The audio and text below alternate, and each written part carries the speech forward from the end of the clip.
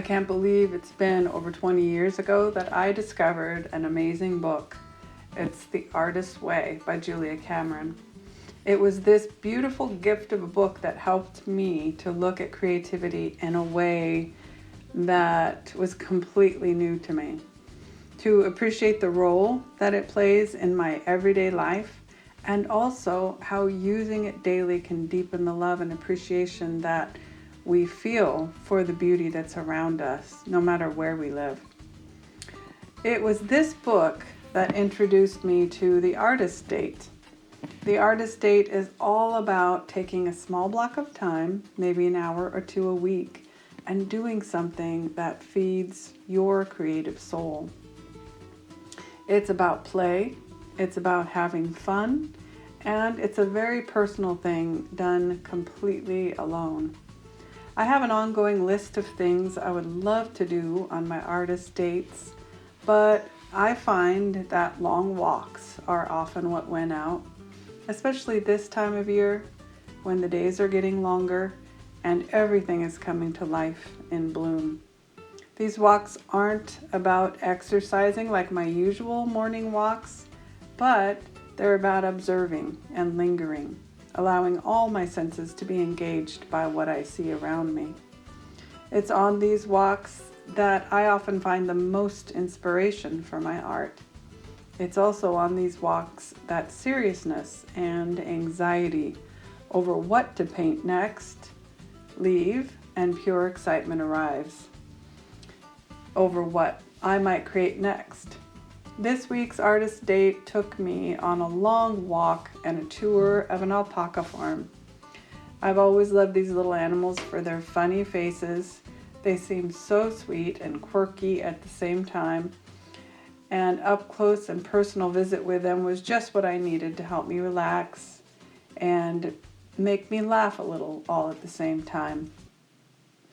I felt so inspired after this time spent in nature that I was anxious to come home and paint a spring flower scene that I had formulated in my mind of foxgloves.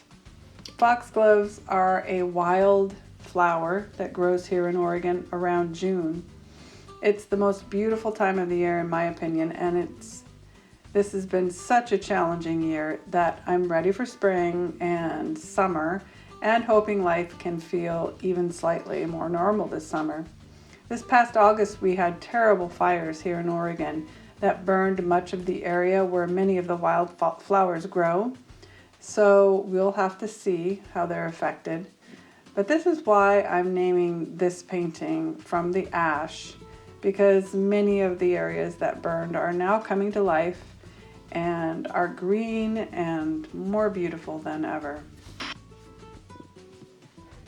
So this is a new color that I'm working with. Goldens has some new matte colors, and I just love the vibrancy of this corally orange color.